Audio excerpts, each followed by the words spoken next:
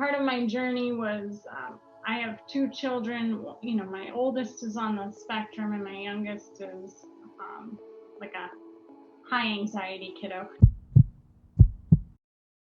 Thank you so much for joining me. You are a transformation coach, and I'm super excited to have you. Yeah, I'm so excited to join you. Thanks. You also wrote a book that is called Just Be. Can you tell me and the people listening a little bit about it? So the subtitle is My Healing Journey to Embrace the Mess. And really, I feel like my life is a series of obstacles and struggles and joy and everything like everyone else. But it really is about kind of going within and recognizing that no matter how messy it gets and no matter how hard it can be, if you can find yourself and sort of connect with your soul and your own light, you realize you're complete. You realize you can be complete for others. And so it's just sort of a memoir of my journey through all of that. That's great. And you wrote this book in consideration for other parents so that they also know that it is so important to look at ourselves and take care of ourselves first. I feel like before you can start taking care of others. Well, right. I mean, part of my journey was I have two children. You know, my oldest is on the spectrum and my youngest is like a high anxiety kiddo.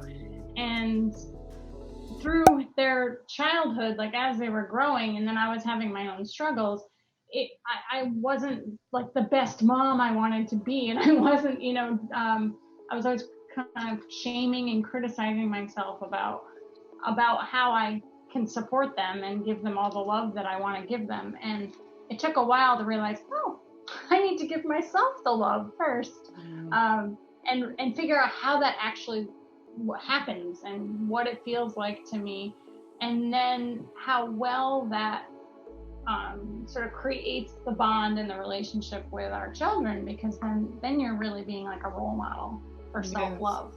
And that's beautifully said, because I feel like oftentimes we're trying to help our kids and telling them that they need to increase their coping skills or they need to do mindfulness activities, and we're not actually engaging in those activities ourselves. So yes. It is. It's sort of that hypocrisy of saying like you're yelling at them and tell them to stop yelling, or it's like, wait a second, what's happening here?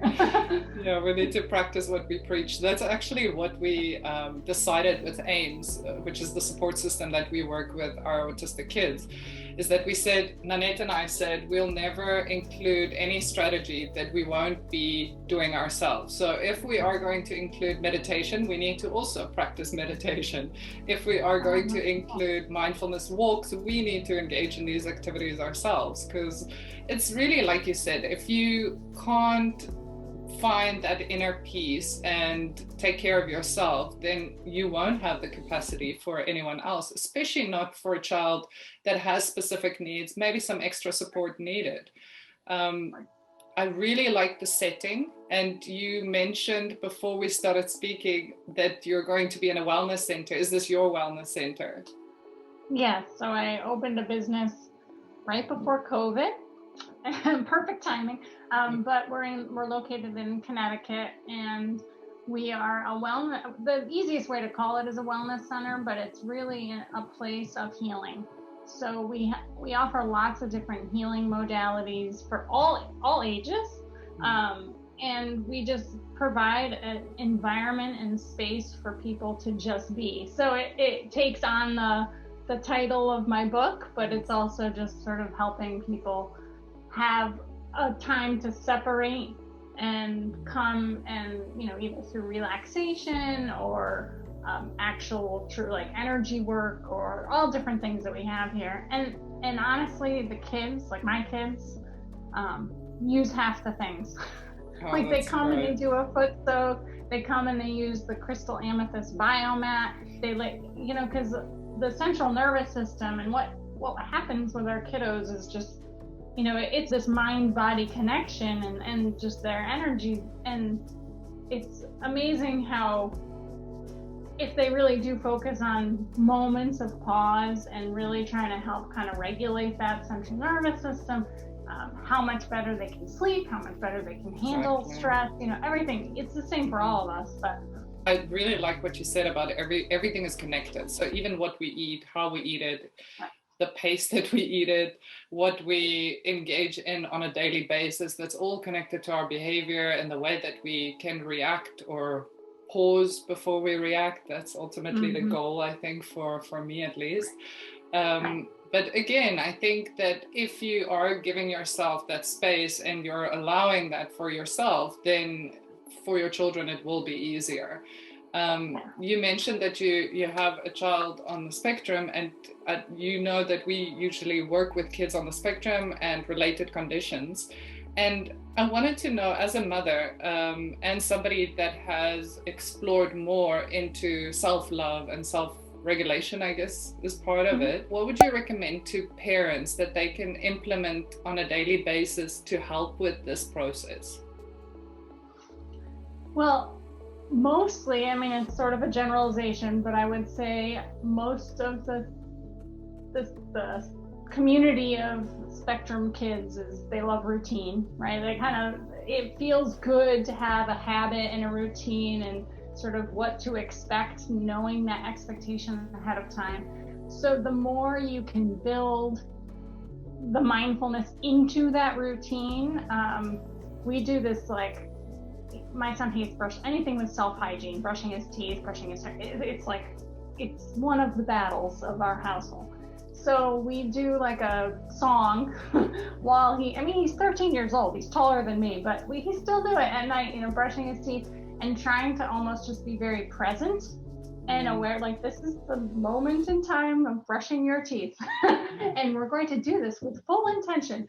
So incorporating the habit of mindfulness in the day, I think, is really valuable, and finding the strategies that they enjoy. So for my son, he enjoys affection. He's like what they called Asperger's. I guess they don't do that anymore, but so he's actually a very social kid. And he wants, to this day, he wants me to smother him, like get on top of him, right? Like have that weight. Deep pressure. Yeah, the deep pressure. And so knowing that can be a moment of pause, and we can actually connect with our spirit and our emotion, and sort of making those moments, even if it's a physical time, connected to the mindfulness at the same time. Because I know he likes it. So it's like, oh, I've got a captive audience. So I'm going to smother him and then tell him, like, we do like 0 to 10, how are you feeling? Just make it really simple. So I just try to kind of weave in the things I know he likes and then make the habit out of it, so that you're keeping it. And the routine is very important, but also just that sensory input, because I feel like many parents receive quite a lot of suggestions and recommendations from professionals, pediatricians, speech therapists, or an OT or behavioral therapist. They'll say, we need to generalize these goals. And as a parent, you're already feeling overwhelmed, or you might feel overwhelmed already. And then you still know, okay, I've got 2 hours, I need to generalize these 4 goals. Whereas I don't feel parents take enough time to just be with their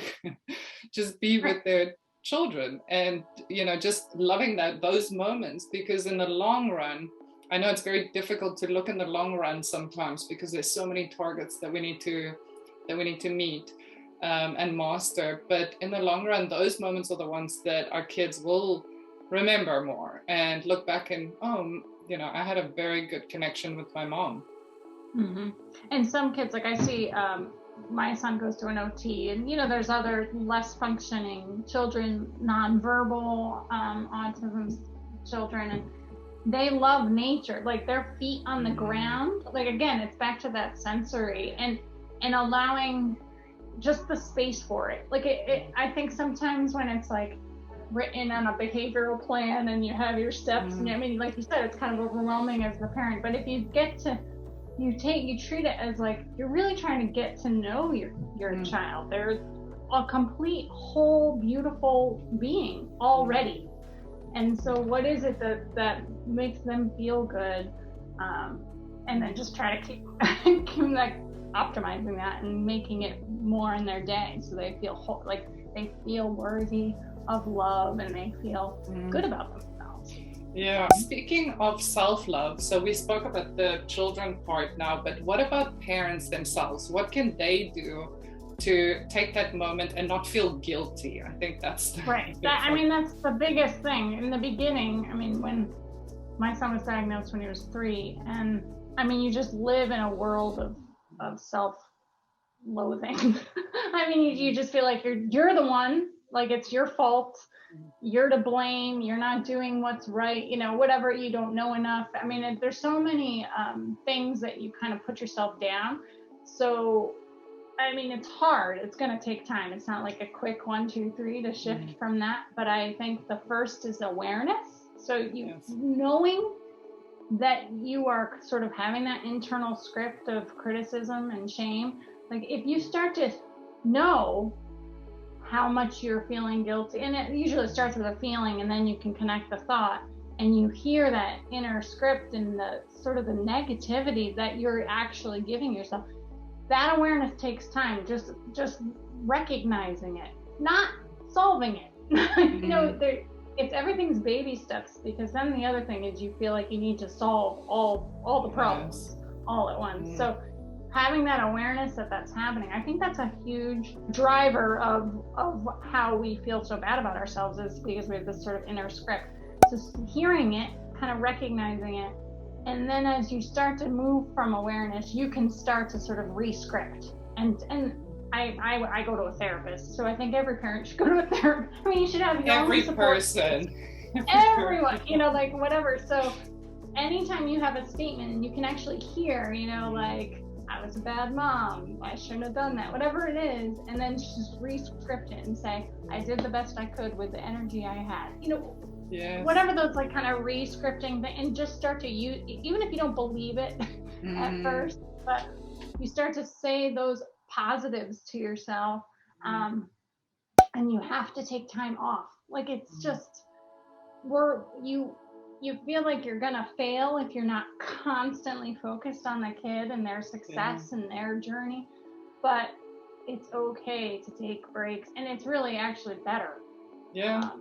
It's crucial. I think it's the same thing. We're teaching our children, and from research as well, every 15-20 minutes our kids take a short movement break, but we're not doing it. And I'm thinking, like, why are we not incorporating it? So our therapists, actually every 45 minutes, we tell them that they have to get up, they have to do a few stretches, and they can do it with the kids if they're doing online therapy or in-home therapy. But otherwise, we're not at optimal learning, and our whole body is feeling it.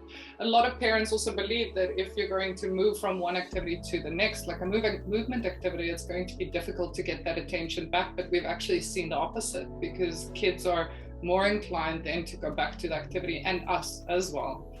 And the other thing you said was really important for me. The rescripting, I like that way that you stated it, because I did the same thing. So just to bring in a personal story, when I wanted to get over a relationship that I was in, and it was with a person that was a bit narcissistic, that was putting it politely. Every time I felt like I was thinking some negative thoughts about myself, I would actually just do a tick on a piece of paper. So I had a small notebook in my bag, and at the end of the day I would just look at all the ticks, and I would tell myself, tomorrow I just have to have one less tick. So it was kind of like pushing my brain to think less negative about myself. But whichever way works best for you, because I'm more of a visual learner, so I had to go and put it down on paper. I had to see it for myself. And then rescripting is such an important technique, and it's a powerful technique, because like you said in the beginning, you're not going to believe it, and you're not going to believe yourself. But if you do it over and over, we're creatures of habit, so it's going to become part of your thought processes, I think. Right. And then the eternal forgiveness. Like no matter, to this day now, I can still have days where I think, that was bad. Like that was not my best behavior for me, but I actually acknowledge it to the kids. Like, mommy is not behaving the best that I could right now. But it's because I'm depleted, I haven't slept, I'm overworked, whatever I say, I actually take them along my journey I'm very verbal, so they hear my stories constantly, but it's almost like I'm showing them the process I'm going through, like, that was not the greatest, and blah, blah. But so I say it to them, but then I also have to forgive myself. And that's never gonna stop. Like, you almost always have to say, it's okay. It was the moment whatever moment you were in, that was the best you could do. So important to find the people that are in similar situations than you. It's great, you can have friends from all over, but to have somebody that has gone through, maybe it's different challenges, but also just to be able to share and not feel judged, I think is very important for parents. I do think at the moment there's a bit of a challenging situation for parents when they ask questions in a public forum. And some individuals might say, you can't do this, you shouldn't be doing that therapy. And I think it should be open for parents to be able to ask whatever they want to ask. It's a new process for all parents. So to find those people that you trust, that's exactly what we're telling our parents. I mean, I found my network was definitely through like the community, like the OT location that we went to, and the fact that other kids and parents were, waiting in the waiting room together. So you kind of start to get, because my friend, I don't have any friends I have one friend, I could say, that has like a similar parenting life than I do. So from a day-to-day basis, I don't have that. So yeah, absolutely having other communities and sort of places that you can feel heard and not judged. I think the judgment thing is totally key, because we're stuck in this world where we try to compare, like, he's talking or walking or blah blah blah, it's always this comparison of achievement or whatever, whereas for me, I'm like, have you tried neurofeedback? Have you tried the biomet? Have you tried this? Like, I just want to give whatever how about their diet? What are they eating? How's their sleep? Like, I want to just give all the knowledge I can, because maybe I'm a little further, maybe somebody else is further than me, and that's where you really feel like nurtured, and you're nurturing each other. Yes. Yeah, I found the parents that we work with, all of them have a child that either on the autism spectrum or some related condition, and those parents I found I really connect well with, because they're open to discussing, they're open to sharing, like yourself is now, and they just want to help other parents because they've been on the journey for longer. So they've gone through some avenues that might not have been the best for them, and they know what worked for them, even though it might not work for another family. At least there is an open forum. I think it's really lovely that you have the book out, and it's a very, you said it's a very raw kind of memoir. I watched quite a few of your videos. I really like your dog. That's always part of the videos. And I will leave a link to the book and to some of your social media platforms so that parents can get in contact if they wish to. Is that okay? Yeah, that'd be great. Yeah, okay. Absolutely.